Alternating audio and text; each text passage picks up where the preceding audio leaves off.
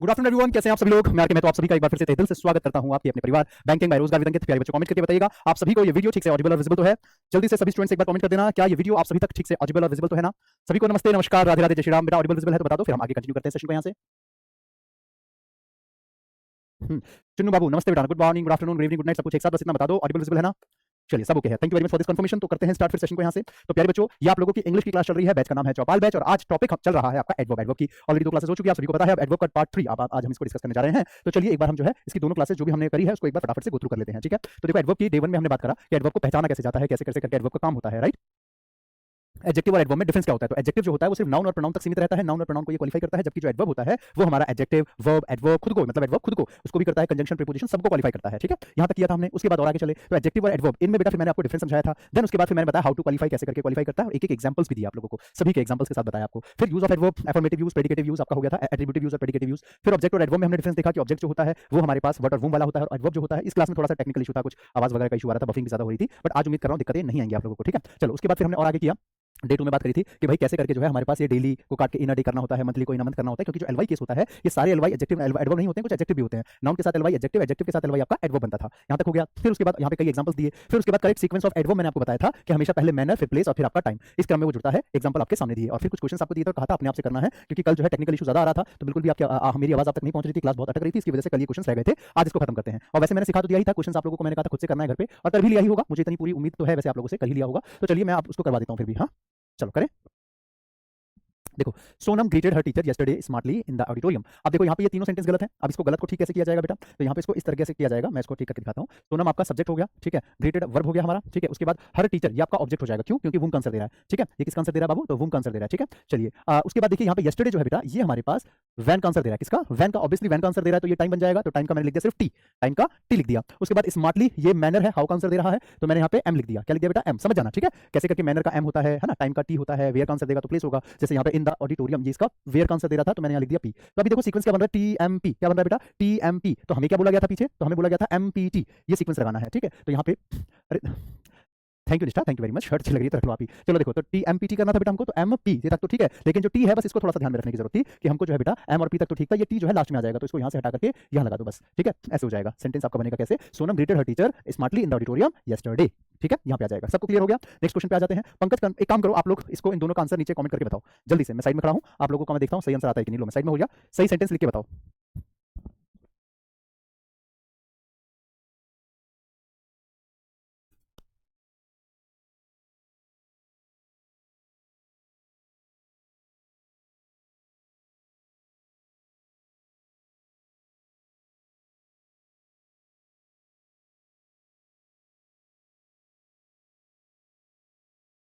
चलो, बिल्कुल बिल्कुल। सिया,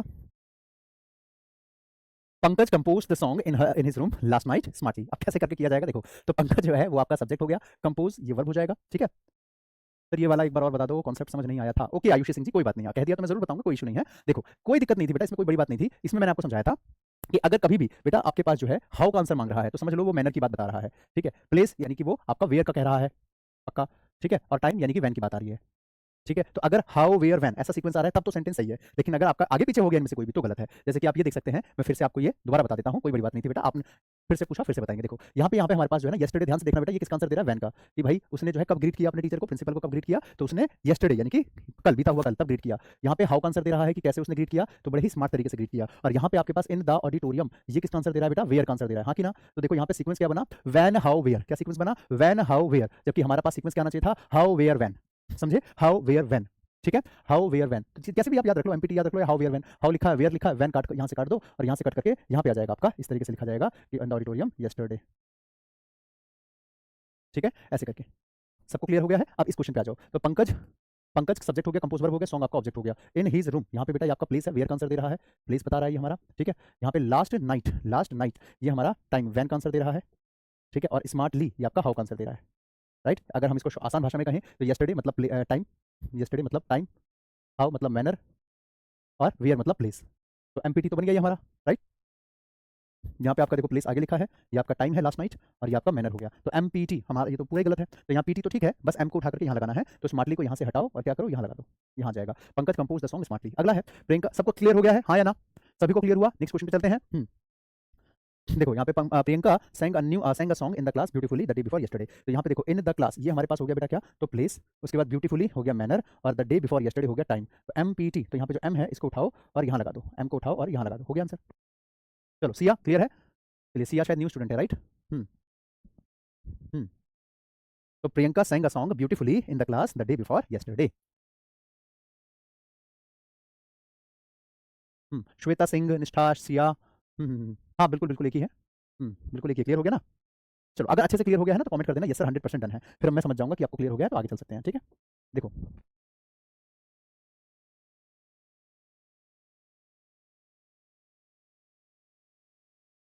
हार्डली, हार्डली, इसका एग्जांपल ले हिमांशी का। चलो हिमांशी जी, आपका एग्जांपल ले लें। Hardly Himanshi had started reading then the lights went off. अगला, rarely, rarely Soni goes to the market alone world। अगला, never, never Vandana parks her car at your door. अगला,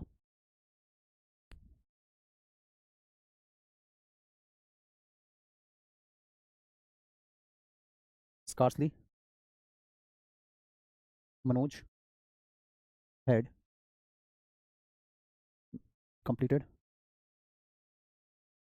his homework then his father arrived। his father arrived। ठीक है, साथ साथ में करना है आप लोगों को, बिल्कुल ऑफलाइन जैसी फीलिंग आएगी। एक और, हार्डली, हार्डली सुनीता, ठीक है जी Sunita ji. Hardly Siya had, hardly Siya had thrown the chit outside when the principal entered the class। entered the class, और एक लास्ट और, no sooner the thief had jumped the wall when the policeman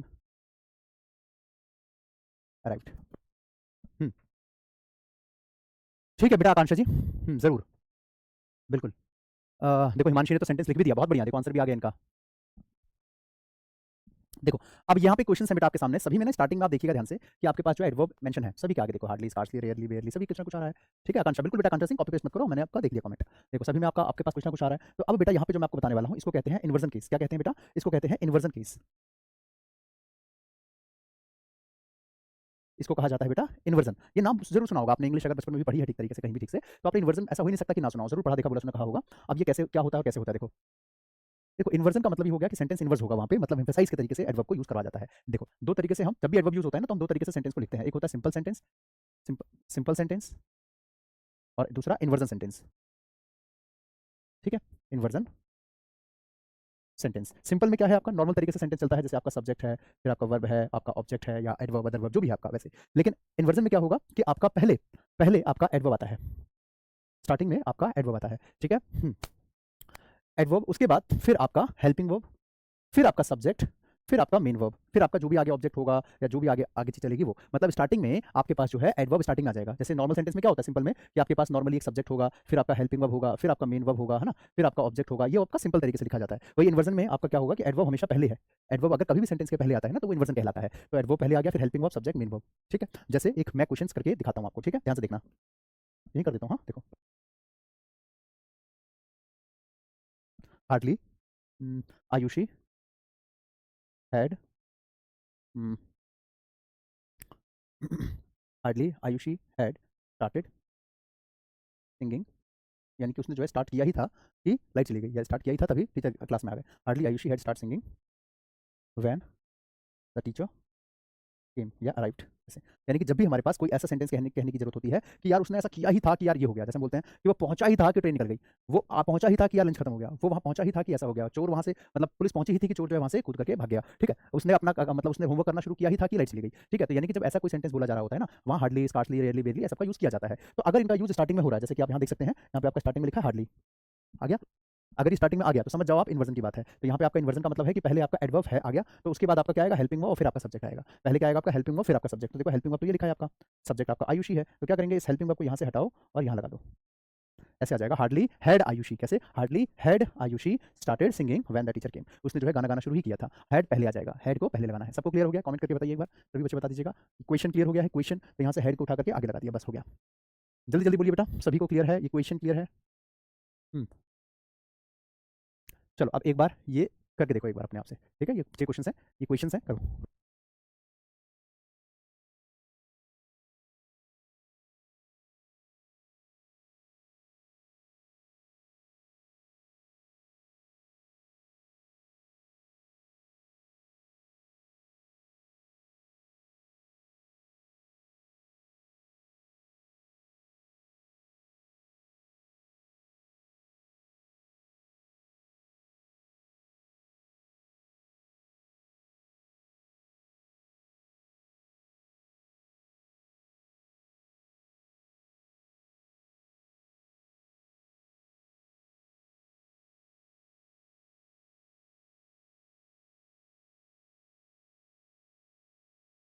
हम्म, बढ़िया।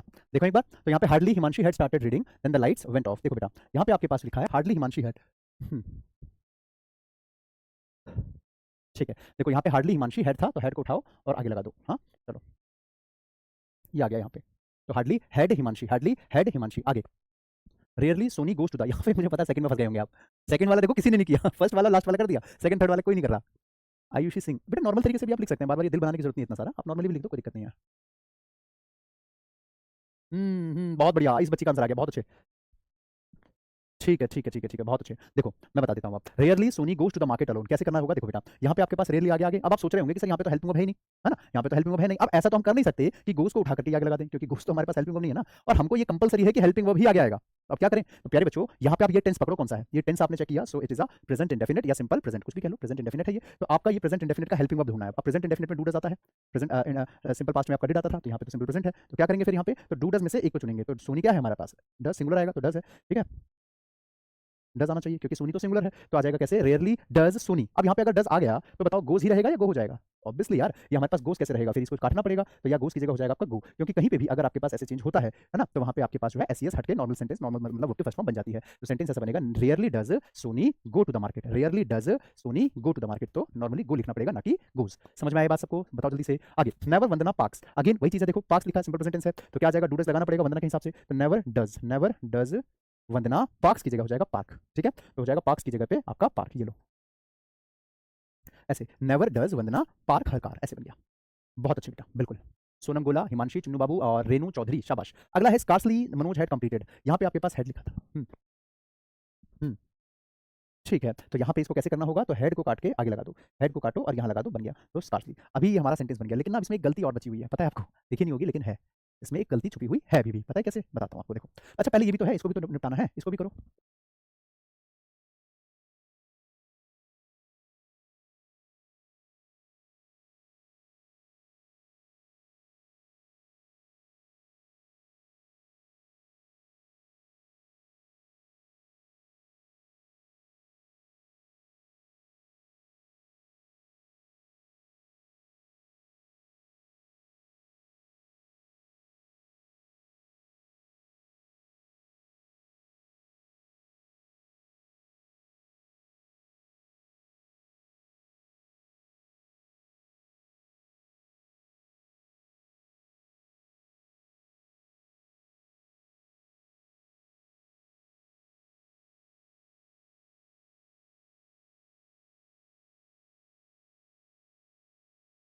हो गया बेटा,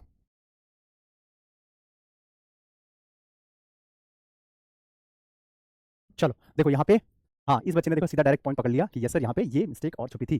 ठीक है, मैं बता देता हूँ। Hardly Siya had thrown the chit outside when the principal entered the class. देखो यानी कि उसने चिट, समझते हो चिट मतलब पर्ची होता है, ठीक है। तो फर्रा पर्ची, तो उसने पर्ची फेंकी ही थी कि तभी प्रिंसिपल आ गया। तो यहाँ पे हार्डली सिया हैड लिखा है, इस हैड को हटाओ और आगे लगा दो हार्डली हैड सिया। यहाँ पे और आगे चलो तो यहाँ पे हार्डली हैड द थीफ, यहाँ तक तो हो गया। लेकिन इससे ज्यादा जो मिस्टेक थी वो एक बच्चे ने पकड़ लिया है, बाकी नहीं देख पाया। मैं बता देता हूँ, देखो गलती एक और थी। वो क्या है देखो, जब आपके पास हार्डली, स्कार्सली, रेयरली, बेयरली,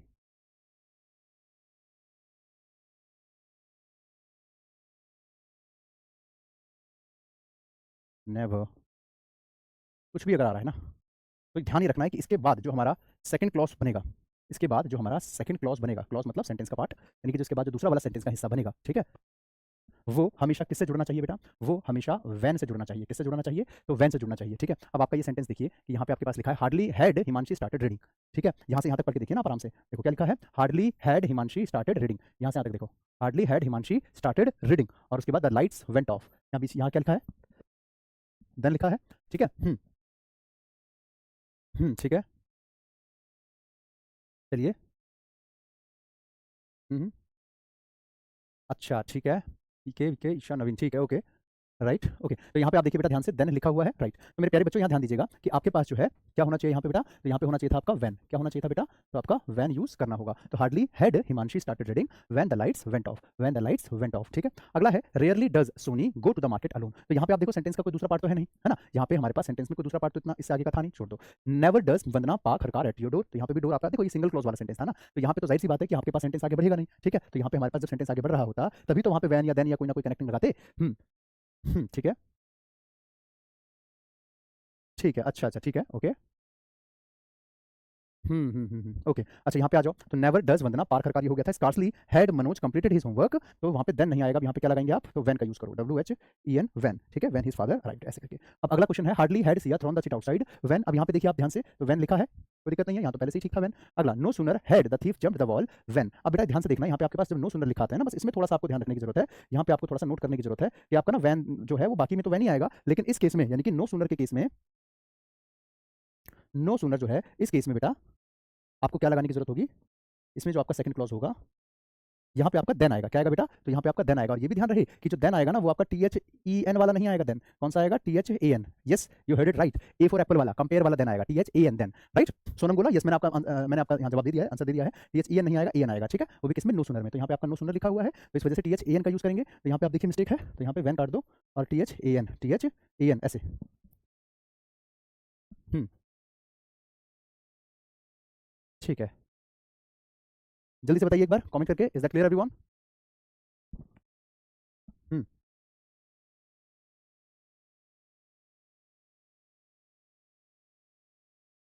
हम्म ठीक है, चलिए आगे बढ़े।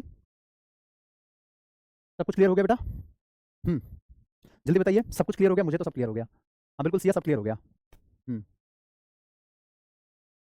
कौन कैसा है, कौन कैसा है, सब क्लियर हो गया ना, बहुत आसानी से आंसर आ गए। कौन सा क्वेश्चन कैसा होगा, कौन सा क्वेश्चन कैसा होगा? छः का मीनिंग फिर से, अच्छा छः का देखो, no sooner the thief had, तो हैड को आगे लगा दिया था, तो सेंटेंस ऐसा हो गया, no sooner had the thief jump the wall then the policeman arrived. यानी कि जो है थीफ ने वॉल को जंप किया ही था कि पुलिसमैन अराइव हो गया, पुलिसमैन वहाँ पहुंच गया, ठीक है। मतलब ये काम होते ही दूसरा काम हो जाए, ये जैसे हम कहते हैं ना कि बस वो निकला ही था कि यार उसके उसके उसका भाई आ गया, बस उसने ट्रेन पकड़ी, मतलब वो स्टेशन पहुंचा ही था कि ट्रेन निकल पड़ी, ऐसे। चलो सब क्लियर है, सारा समझ में आ गया? यस, बिल्कुल बिल्कुल बिल्कुल सिया, हाँ सब समझ में आ गया, ठीक है। चलो अब आगे चलें, नेक्स्ट क्वेश्चन पे आ जाए। अब जरा मुझे एक बार कमेंट करके ये वाला बताइएगा।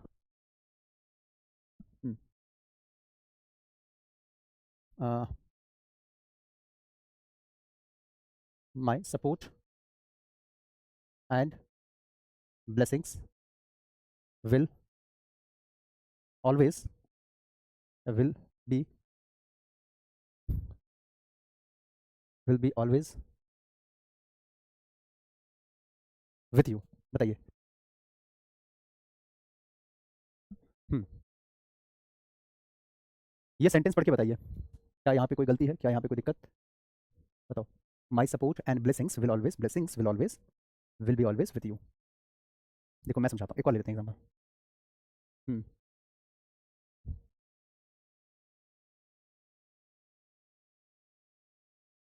ठीक है, ओके। देखिए अब इस क्वेश्चन को कैसे करना होगा, ध्यान से सुनना बेटा। जैसे मैंने यहाँ पे एक दो सेंटेंस लिए,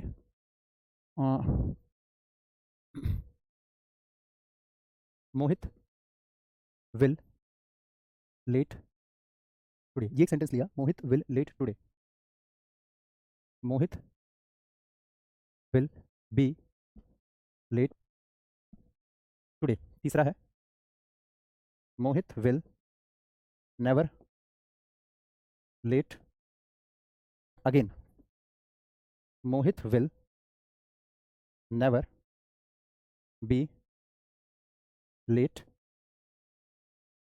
अगेन। और एक लास्ट है Mohit will be never late again. चलो ये 5 सेंटेंसेस हैं, देखो एक बार। सोनी प्रजापति गलत सेंटेंस है बेटा, गलत सेंटेंस है, ठीक से लिखना था उसको।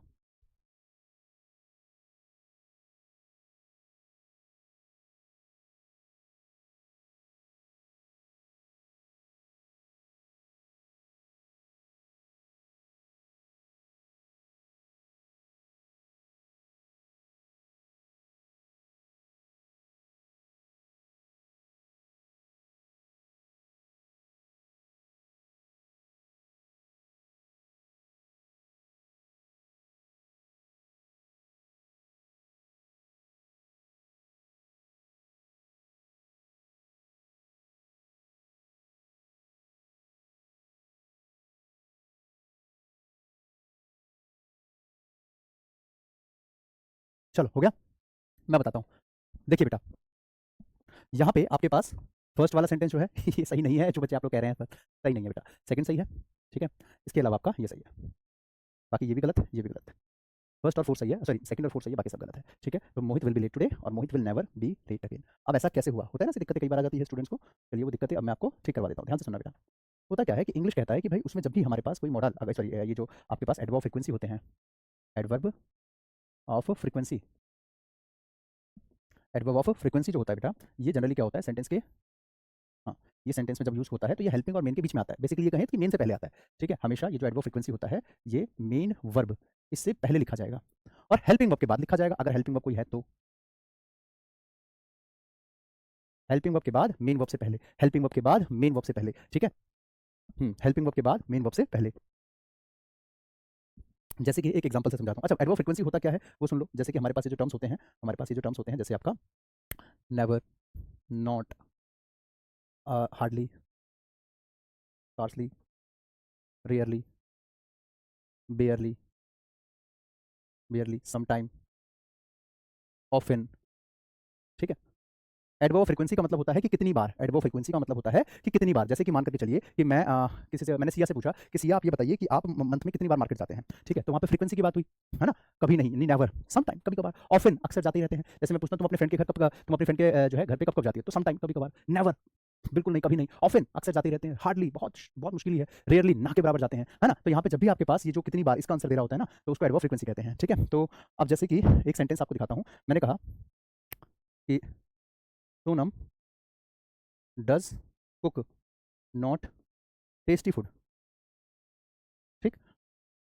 Sonam does not cook tasty food, ठीक है। अब देखो बेटा, यहाँ पे ध्यान से समझना इन दोनों में डिफरेंस, कि हमारे पास एक में जो है कुक, ये हो गया हमारा मेन वर्ब, ये हो गया हमारा हेल्पिंग वर्ब, ये हो गया हमारा मेन वर्ब, ये हो गया हमारा हेल्पिंग वर्ब, ठीक है। ये दोनों हमारे एडवर्ब हो गए।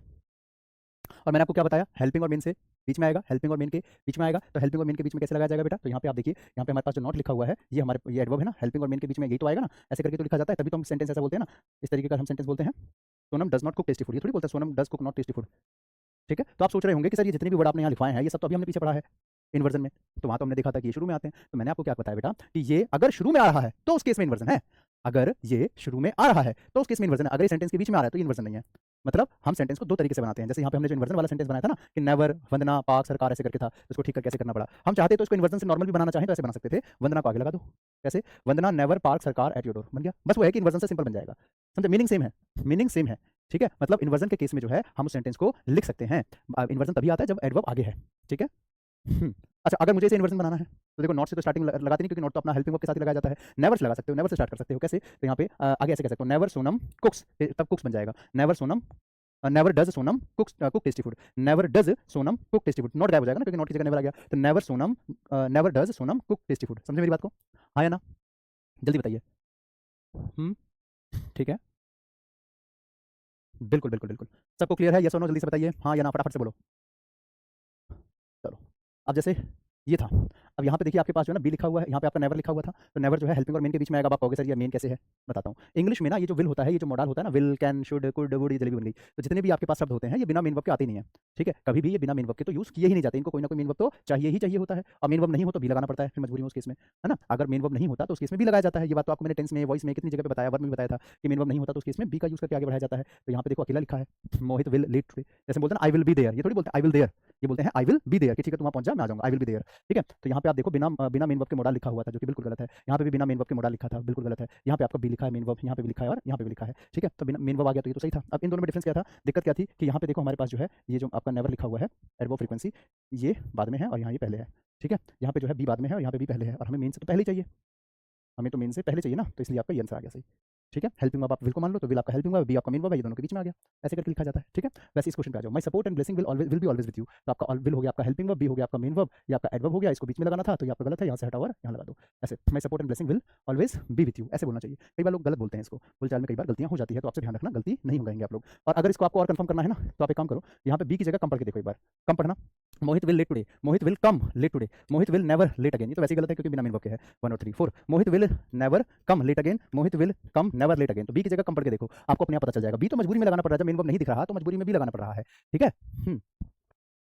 चलो समझ में आ गई बात। तो यहाँ पे बी की जगह कम पढ़ के देख लो, अपने आप आपको सेंस क्लियर हो जाएगा। अगर कम लिखा होता तो बी की जरूरत ही नहीं होती। बी उस केस में लगाते हैं जब मजबूरी है कि कोई वर्ब मिल नहीं रहा, तब तो बी लगाना पड़ता है क्योंकि बी बेस फॉर्म होती है इंग्लिश के अंदर।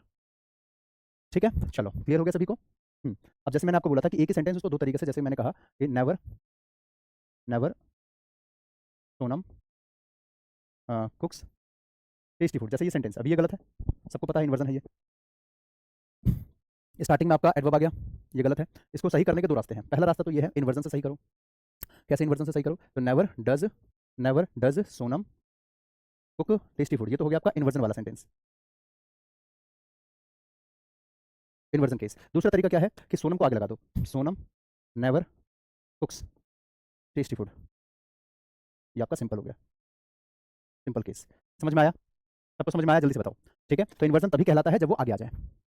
ठीक है, इन्वर्जन तभी होता है, इन्वर्जन उसको तभी कहेंगे जब वो हमारे पास सेंटेंस के शुरुआत में लिखा हो। तो देखो यहाँ पे सेंटेंस की शुरुआत में लिखा हुआ था नेवर, तो इस वजह से हमको पहले डज लगाना पड़ा, लेकिन अगर शुरू में नहीं लिखा होता तो उस केस में नॉर्मली डज की जरूरत नहीं, सेंटेंस चलेगा आगे। चलो सबको क्लियर हो गया है? जल्दी से कमेंट करके बताओ, मजा आया करने में, हाँ या ना? जल्दी से बता दीजिए एक बार, जल्दी जल्दी जल्दी जल्दी बताइए। तो अभी सेशन को एंड करते हैं, आगे की चीजें नेक्स्ट क्लास में करेंगे, टाइम भी हो गया है और दूसरे सर की भी क्लास का टाइम होने वाला होगा, तो अभी आ जाएंगे स्टूडियो में। चलो तो अभी सेशन को एंड करता हूँ, उम्मीद है वीडियो पसंद आई होगी, और मेरे साथ रोज सुबह 8 बजे जरूर जुड़ा कीजिए बेटा, बहुत इंटरेस्टिंग क्लास होती है वो, सुबह 8 बजे और दोपहर 12:30 बजे द हिंदू एडिटोरियल और द हिंदू एडिटोरियल वोकैब की क्लास होती है, सभी बच्चे आया कीजिए उसमें। ठीक है, चलिए तो अभी मैं मिलता हूँ फिर आपसे नेक्स्ट क्लास में, यानी कि कल सुबह 8 बजे वाली क्लास में। तब तक के लिए सभी को bye, take care, keep learning, keep growing, जय हिंद, जय Bharat, love you all, take care, bye.